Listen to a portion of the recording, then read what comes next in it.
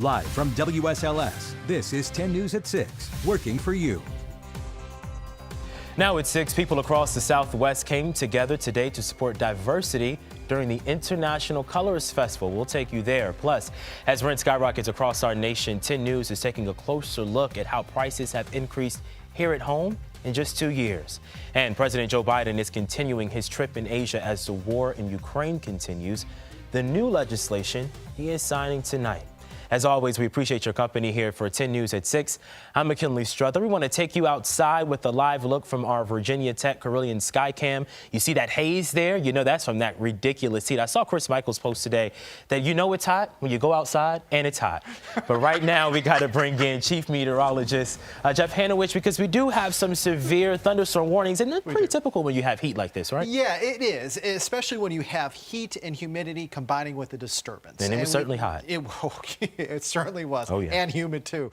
I want to show you that we have one severe thunderstorm warning in effect for about the next 14 minutes or so for parts of Carroll and Grayson counties. This is mainly for Carroll County, and the worst of the weather still mainly in North Carolina. The cell is moving northeast at about 20 to 25 miles per hour. We also have a severe thunderstorm warning until 6:45 for parts of Patrick and Henry counties, including the city of Martinsville. Now, Martinsville, right now, you're quiet. You're probably saying, why am I under a severe thunderstorm warning? Well, they're doing that in anticipation of this cell that is in northern North Carolina moving along the Henry and Patrick County line within about the next maybe 15 to 25 minutes or so. Again, this cell moving northeast at 20 to 25 miles per hour. And the last severe thunderstorm warning we need to tell you about is in effect for mainly Halifax County, also for extreme southern parts of Charlotte County. The cell is also moving northbound, maybe a slight jog northeast at 20 to 30 miles per hour. These three cells that we've looked at, capable of not only heavy rain, thunder, and lightning, but also quarter-size hail and 60-mile-per-hour wind gusts. So those are the main threats in these cells, as, again, all of this is pushing northeast bound at about 15 to 35 miles per hour, depending on the cell, and there's a whole lot more activity in northern North Carolina, which leads me to believe that this evening is going to be on the unsettled side until about 10 o'clock or so. So the stuff in North Carolina is moving northeast. The stuff west is heading eastbound. This is our rainmaker this evening. This is our rainmaker Sunday into Monday. The rainmaker Sunday and Monday is a cold front. Scattered showers and thunderstorms this evening with temperatures falling into the mid to upper 70s by around 10. Sunday, just like today, starts dry with some sunshine by the afternoon. Tomorrow, lasting into the evening, more scattered hit or miss showers or thunderstorms will form. And just like today, any storm that forms tomorrow could pack a punch. McKinley. All right, Jeff, I helped the gentleman earlier today when we were out at the Colors Festival do this, and I'm helping you do it now. Download our free 10 News and weather apps so you can get those alerts sent straight to your phone, no matter where you are. Representative Bob Good has won the GOP nomination for the 5th Congressional District. He's running for his second term in the U.S. House of Representatives, and he sent this statement down just after his victory. He said in part, quote, "The Democrats control every lever of power in Washington. As a result of their policies, the cost of everything from gas to groceries to rent through the roof right now." He went on to say, "I believe voters are going to give Republicans a chance to control Congress and stop the Biden agenda in its tracks," end quote. In November, Good will face off against Democratic candidate Joshua Thornburg. Thousands of people packed Elmwood Park today to embrace diverse cultures across the Roanoke Valley at the local Colors Festival. 10 News reporter Alexis Avila, she helped MC that event, and she's going to take us there now to show us how various backgrounds came together today to show some pride. Kicking off with the Parade of Nations, each country was introduced as they raised their flags up high. Canada! It's a tradition that returns after a halt from the coronavirus pandemic. We're really happy to be back at Elmwood, where we've had it for many years, and so people, I think, are really excited to get out today. More than 40 vendors piled in the streets and park to sell clothes, jewelry, and other handmade crafts. Lene Clegg offered African and Native American influenced pieces to help people connect closer to their roots and heritage. When you learn more about your own culture, it opens you up to be able to love yourself, therefore being able to love others. And I feel like Local Colors is doing just that. But food lured in the most people. From savory to sweet, a taste for flavors created the longest lines. Chicken tikka masala is the most popular dish in the restaurant, and it's actually England's national dish as well. Music and performances made people pause to learn about their neighbors and their backgrounds. With the Virginia is for Lovers sign standing at the edge of the park, Lisa Spencer says she wants people to remember Roanoke is a welcoming city. And I think that's what makes Roanoke so special, because it's a small city that has this big, beautiful diversity. In Roanoke, Alexa Davila, 10 News, working for you. More news to come tonight. As the housing crisis grows, we are working for you on how much rent has increased across Southwest Virginia. Then President Joe Biden continues his trip in Asia as Russia claims victories in Ukraine. When we come back, how the president is addressing that war across the Pacific Ocean.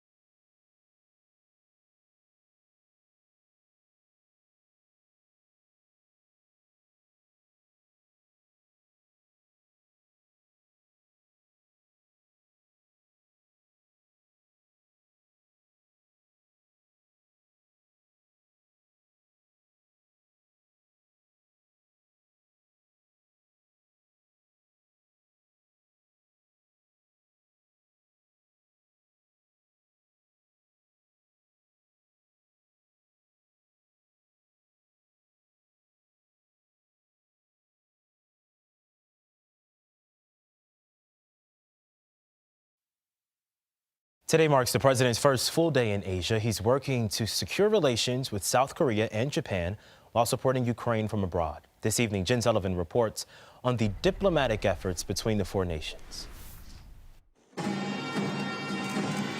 Foreign policy taking center stage as President Joe Biden takes his first presidential trip to Asia. Speaking in South Korea Saturday, Biden said strengthening relations with Seoul and Tokyo was a key priority.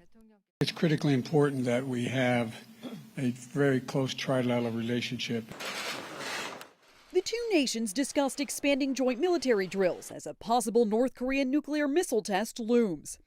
Biden even saying he'd consider meeting with North Korean President Kim Jong-un. It would depend on whether he was sincere and whether it was serious. The focus shifting to matters 4,500 miles away in Ukraine.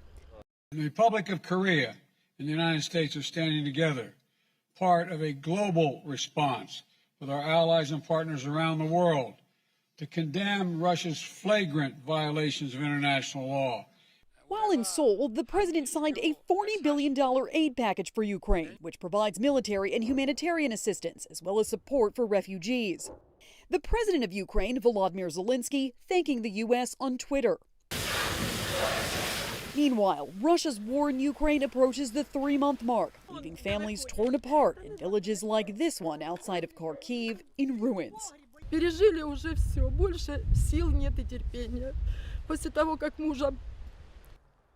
I'm Jen Sullivan reporting. A federal judge has blocked a plan to end a Trump-era immigration policy known as Title 42. It's a public health order allowing officials to quickly deport migrants at our border, including those seeking asylum. The policy was put in place near the start of this COVID-19 pandemic to address the public health crisis at the U.S.-Mexico border. Well, last month, the CDC ruled the policy was no longer necessary and it was scheduled to expire Monday. A judge ruled yesterday, though, that the White House did not follow the correct procedures to end that procedure. Tornadoes wreaked havoc in a small town in Michigan. How the state there is responding to the damage and where that storm is now. But we leave you with a live look from our Virginia Tech Skycam. You can see the storms there off in the distance and more of that haze because it was hot here in Southwest Virginia. Just after the break, Chief Meteorologist Jeff Hanowich has a check of radar and our future forecast. Stay with us.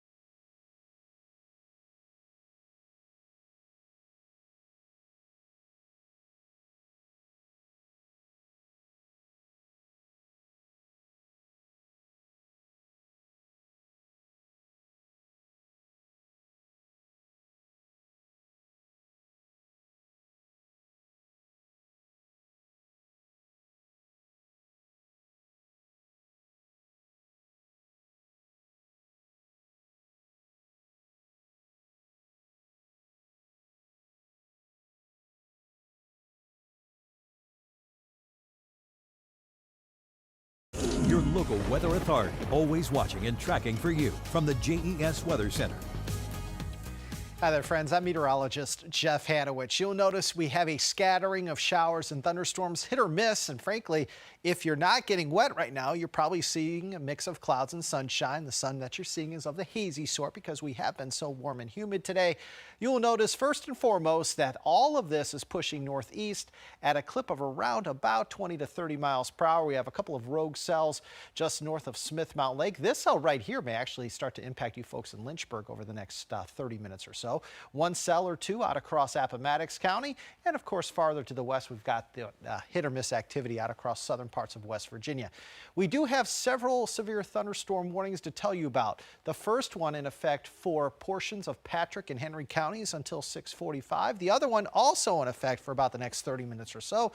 That one in effect for parts of Halifax and Charlotte counties. These cells that we have seen so far today, whether they've been severe or not, have been capable of heavy rain, thunder and lightning, hail, and some wind. And there's more to come. You'll notice northern North Carolina very active right now. So it leads me to believe that we're going to have at least a couple more hours worth of the chance for some stronger storms, especially in areas south of 460. All the stuff in the Carolinas moving to the north as the night progresses. The air will stabilize enough where these showers and thunder showers will diminish. Then we have a cold front to the west. This is what's going to impact us here Sunday afternoon into Monday, potentially even into Tuesday. So by 10 o'clock, things are going to quiet down for us as we look at Sunday. Sunday's going to start dry with a mix of clouds and sunshine. The sun we see tomorrow of the hazy sort. After about 1, 2 o'clock tomorrow afternoon, we're going to start to see these pop-up thunder showers redeveloping. Any storm that does form during the heating of the day Sunday, once again, could pack a punch for us, and that chance for some scattered thunder showers will linger into Sunday evening. Could even have a couple more showers as we head into Sunday night. But again, the severe weather threat goes way down for us here after about 10 p.m. or so come Sunday evening. On Monday, this is 7 a.m. We're going to have occasional showers around, and it looks like we're still going to have that chance for some passing showers, maybe even a couple of storms as we head into Monday afternoon. So Sunday afternoon into Monday looks to be a relatively active time for us across the region. Looking at Sunday for tomorrow, Storm Prediction Center has basically all of us in a level 1 risk for severe weather, a marginal risk for severe weather. Just like today, the threats remain the same. Heavy rain, thunder, lightning, and a couple of storms could have some wind and hail in them as well. You'll notice that there's no real threat for any tornadoes on Sunday. Localized flooding cannot be ruled out late tomorrow afternoon, simply because of the fact that we've seen some heavy rain today and the ground may be somewhat saturated in a couple of spots. So we may have to keep a closer eye on that as we head into tomorrow afternoon. 89 right now in Lynchburg, 84 in Danville, 76 in Roanoke, 62 in Wytheville. You can plainly see where it has rained and where it hasn't rained. Lynchburg, 89. You haven't seen much rain today. 84 Danville, you haven't seen a whole lot of rain. Roanoke 76, Wytheville 62. That's where we've seen rain. High temperatures as we go zone by zone for tomorrow. 85 in the NRV, upper 80s Highlands, near 90 in Roanoke, lower 90s in Lynchburg and South Side. So for tonight, mild, muggy, any thunder showers will come to an end, or at least taper off for us here as we head later into the evening. Overnight lows 60 to 68. For tomorrow, heat continues with more showers and thunderstorms developing. Mountains tomorrow 80s, outside the mountains upper 80s and low to mid 90s.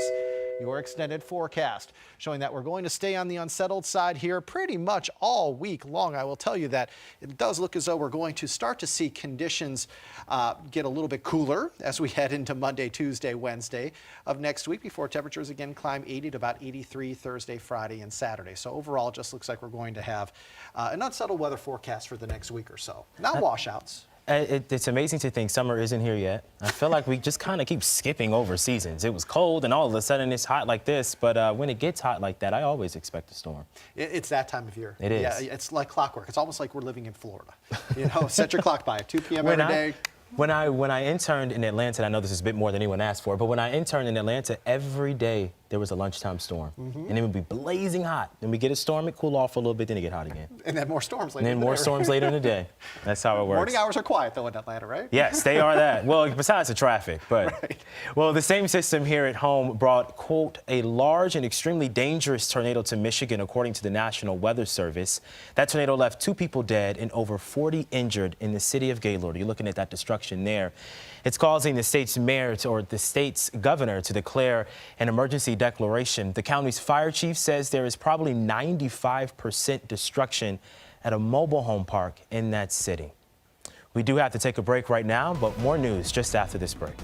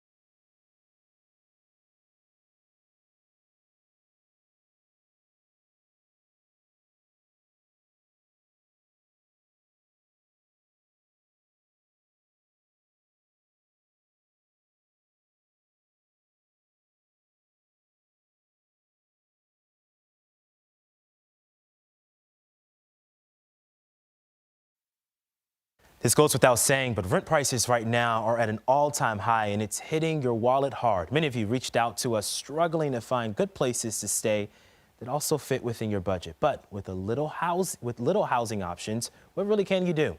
10 News reporter Courtney Lockie is working for you tonight to investigate that problem in ways that you can find some relief. Soaring rent prices forcing a growing number of people to think twice about where home is. The rents keep going up and up. It's like it's never ending. Nicole Cook rents an apartment in Salem. She's been here 8 years and had to get a roommate just to keep up. It's gone from $6-something to now $797 to $869. The Department of Housing and Urban Development says the average price of a 2-bedroom in Roanoke is $999, up 15%. Lynchburg is $836, up 10%. Danville, $688, up 53%. The Highlands area, $739, up 0.5%. The New River Valley is the highest at $1,255. However, it's the only area to see a decrease at about 3%. Some of you wrote in about your renting experience in Ask 10. One person said, "My rent went from $585 to $625. That's an increase of $40. Another said, "My lease automatically renewed, and then I received a letter stating the rent would increase by $250 a month." Pure economics, supply and demand. A lot of owners of rental properties in the last 2 years have sold them because the real estate market for sales is through the roof. Trisha Anderson has worked in property management in Lynchburg for 15 years. She says if you find the rent getting too high, you can reach out to your local housing association or the Virginia Housing Development Authority. You can actually get a voucher that will help offset some of your rental costs. Some people that get vouchers,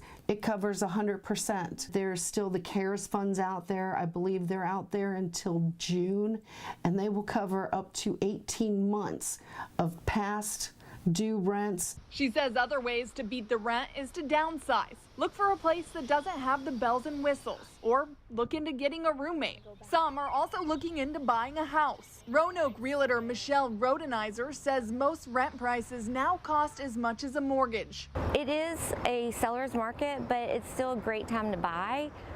As long as you start looking in advance. She says there are a lot of programs and 100% loans that can help new buyers. And it doesn't cost anything to start the process with an agent or lender. We're seeing homes list and sell in the same day.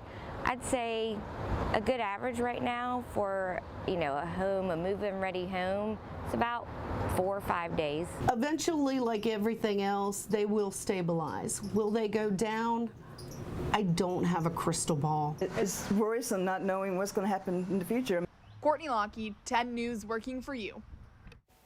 Senators Mark Warner and Tim Kaine say Virginia will receive more than $114 million in federal funding to increase affordable housing. Lots of uncertainty there in that industry. A woman in Texas made it to the hospital just in time to deliver her baby, but she did not make it to the emergency room. That is when a security guard came in to help out. This evening, Matt Howardtown reports on the crazy elevator delivery. There was no time to lose. Security, every time we have big issues, and we call it out on the radio. Radio and wheelchair in hand, Medical City Dallas security guard Eli Davila was on the clock this past Mother's Day. Like, there's no time for this. He says, we got to go. Expecting mom, Betsabeth Perez, arrives at the hospital in labor. She's wheeled inside, but in this hallway, you see her grimace, the baby's head crowning. Davila frantically pressing buttons to get her to doctors. Finally, an elevator opens. But the second those doors closed, that elevator ride turned into an unforgettable one. On the next floor, Perez is being wheeled into the hallway, baby in hand. Davila had to deliver it inside the elevator. The baby starts crying, and the mom gets really calm, and I told her, okay, everything's going to be fine. The worst is over. Davila telling Medical City he has no medical training, just went with it. No medical training whatsoever. It was just one of these things that is like, okay, you watch all this TV, you got to put it into practice right now. Perez and her little girl, Mia, doing just fine. As for Davila. Yeah, bringing a baby into this world and having a part of it is really crazy. He's not forgetting this shift in Dallas. I'm Matt Howardton. I mean, based on that logic, I can be a lawyer because I watched all the seasons of How to Get Away with Murder. I mean, this man delivered a whole baby from watching Grey's Anatomy and being at the hospital. That video was amazing video. I mean, you could see the baby. It was right there. Hey, before we go, McKinley. Oh, go ahead. No. I was just going to say that's crazy, but let's get to this. Yeah, I want to, before we sign off here, a new severe thunderstorm warning has just come out from the National Weather Service. It is in effect for parts of Carroll, Floyd, and Patrick counties until 7:15. Again, the main threats, just like everything else today, heavy rain, thunder and lightning, perhaps quarter-size hail in this cell, and also wind gusts over 60 miles per hour. So we've got still a couple more severe thunderstorm warnings around until 6:45 to 7:15, and it wouldn't surprise me if we have a couple more beyond that, simply because of the fact that the air is so juicy right now. Yeah. Well, you can always check our forecast on our website, WSLS.com, or of course download the free 10 News weather app. NBC Nightly News is next. We'll see you back here at 11.